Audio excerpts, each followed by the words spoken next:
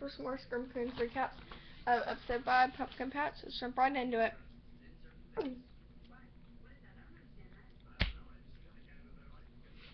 So, we start with Chad's speech, which is, he's like, John Fitzpatrick Kennedy Jr. wrote a book about the time he served in Vietnam called something Encourage, Profiles in Courage, I don't know, Profound in Courage. It's Profound in Courage, I think. And that's not what we're talking about right now. Courage. Halloween is the greatest night of the year. Greatest night because on this night even shy kind of homely girls dress up like total sluts. I mean, every costume is just a slutty version of something. Slutty teacher, slutty nurse, slutty nun. We need to deny ourselves the sluttiest night of the whole year. Caulfield. Autofield Caulfield's back, the one that got Philip's cop, and then he dies later on.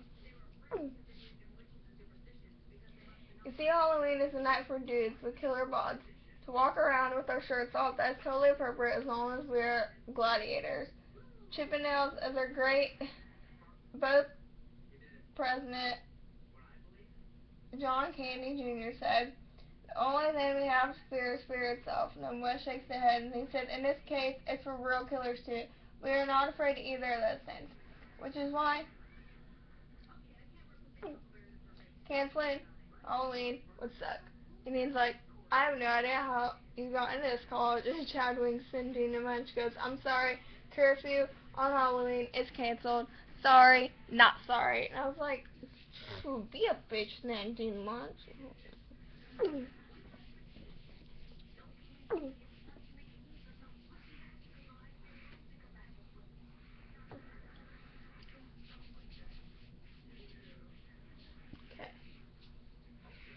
Alright, where are we at?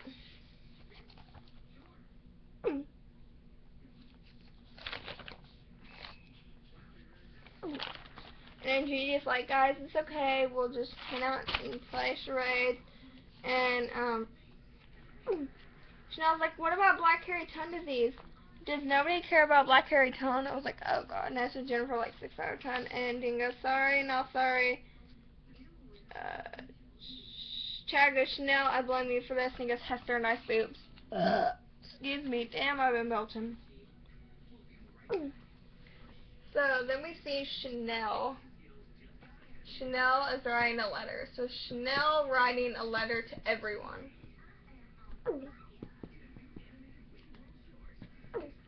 She's gonna send it to everyone on campus. Okay, so it's a letter. So I'm gonna draw like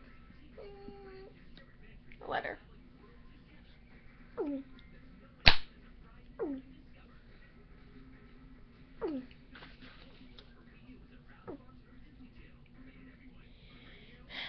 She goes, Dear Student Body, as you know by now, Dean Munch has decided to cancel Halloween. My daddy is a lawyer, said that wasn't enough time to write an injunction, and that I clearly don't understand what an injunction is. But I asked him to file one in this situation. That said, I refuse to allow Dean Munch to keep us from stopping the courage that is black hairy tongue disease, or scourge, stopping the scourge that is black hairy tongue disease and its black hairy tracks. So I will honor this Halloween curfew. I will not anyone miss out on coming out in costume to support a great cause and make me look really good. That's why I'm opening my charity pumpkin patch at 12:01 a.m. November 1st. It'll be on the corner of, it's like Alton Street and Totally Bitchin' Avenue. See, join me in saying you're hot, you're not afraid, and remember, Chanel Oberlin is above the law. And then Chanel number 5 was making toenail cookies. And Esther's like, so why are you baking toenail cookies and giving them to children instead of giving them to Chanel number 1? And Chanel number 6 and Chanel number 5 go to Jennifer's room, and she has Aunt Family thing, and I'm trying to get Jennifer to vote for Zayday. So she's writing a note to Dean Munch before that. When I walked in, I said, this is important for Candle people. And then Chanel would, they're saying that if they would be, Chanel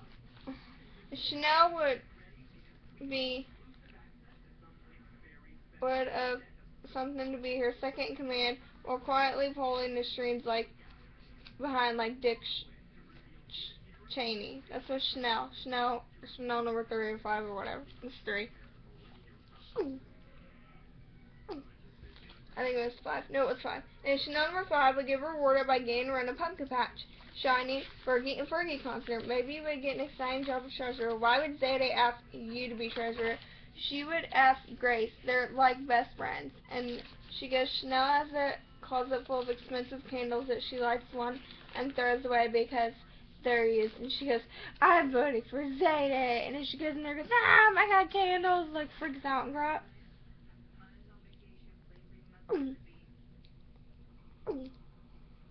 Okay, so Chanel.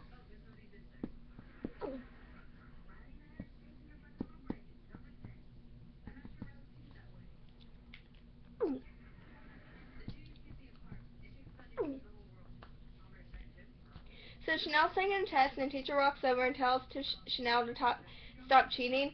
And she's like, I'm not cheating. He's my Haitian. He's not enrolled in the school, so I'm not cheating. And and uh, and the teacher's like, oh, blah, blah, blah, you're cheating. I'm going to take the test. You're going to get like a 0 or whatever. So I put a 0 there. And she's like, hey, you can't do that against policy. She goes, I'm calling my dad and getting you fired because you must not know who I am. And then someone calls in and talks for Chanel Overland, and then you're under arrest. She's under arrest for the murder of Miss Agatha Bean, and she's in a cop car. And she turns around.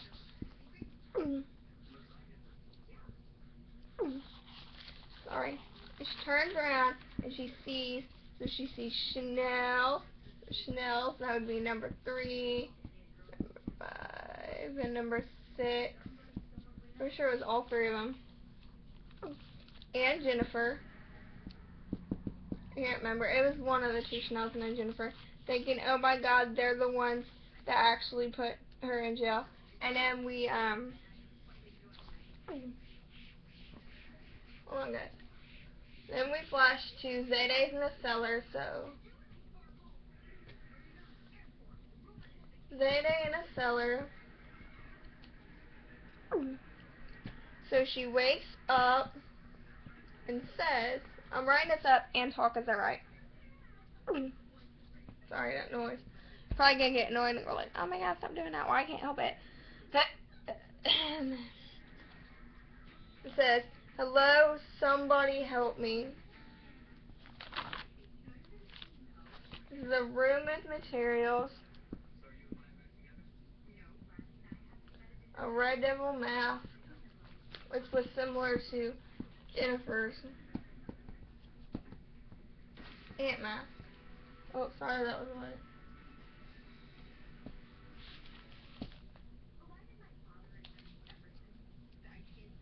And then the Red Devil opens the door, like opens the trap door or whatever, opens the door holding a little puppy, which is like from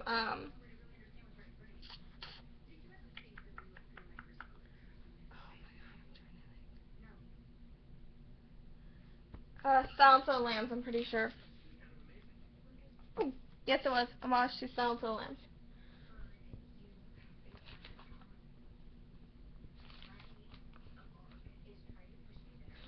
So she sees the white puppy, and then Zayday screams, or Zayday sees Artie.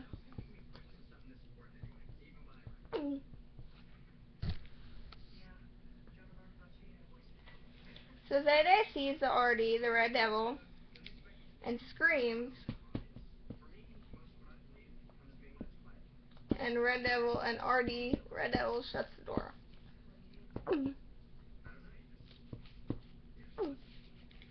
So then Chanel's are eating lunch. Well, they're faking it. Chanel's eating, and they're like faking it completely because they're just like.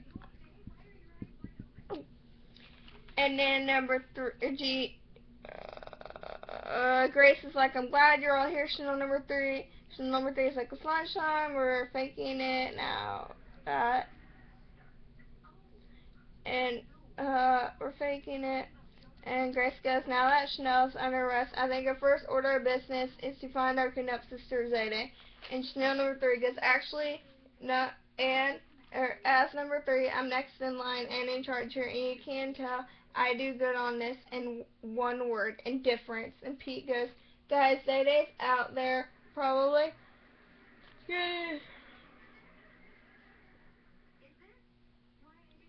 Murdered right now. And they go, logic, and they go, Hester goes, I'm all for Zayday not being tortured and killed out, but don't, hold on, but something you think a girl who, but don't you think a girl who wants to be president of this house should prove her ability by escaping the lair of a psychopath? And I was thinking, really? Escaping the lair of a psychopath? You're like retarded, Hester. And Grace goes, that has nothing to do with being the sorority president. And Sam goes, actually, in this sorority, that would be a powerful campaign platform. And Hester goes, sometimes in order for a person to achieve their full potential, they have to do something on their own. And Grace goes, are you guys seriously going to desert our friend like this? And number 3 goes, I'm in charge here. Need I remind you that there is a curfew on this campus and that this house is already on Do Munch's poop list. What do you think is going to happen if she catches us all out checking every closet in the killer's there to find Zayday? She'll finally have grounds to kick us all out off campus. How do you think being almost expelled is protecting us? How? Now please leave. Grace tells Pete, come on, let's go. Dad, Rome, Grace, and Wes are like doing it, and awkward. Grace walks in and sees them, and they're like, just get going out of here, boo. They're like high-fiving each other or whatever. And Wes, after the end of the conversation, the blah blah and awkwardness, Wes is like, we should talk to Dean Munch about this, about Zayday.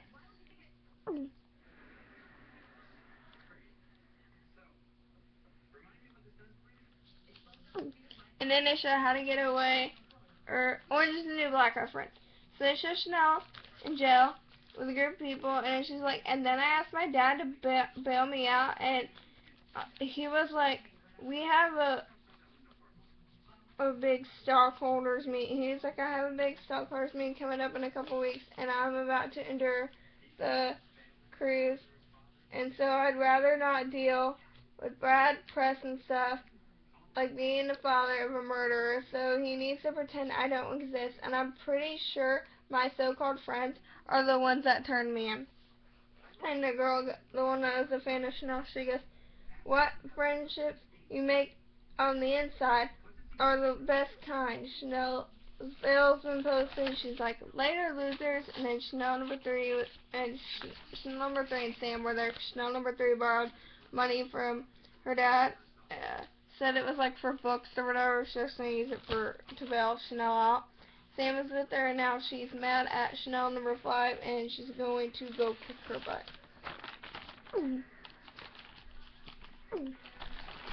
So basically, I still have a lot to go before.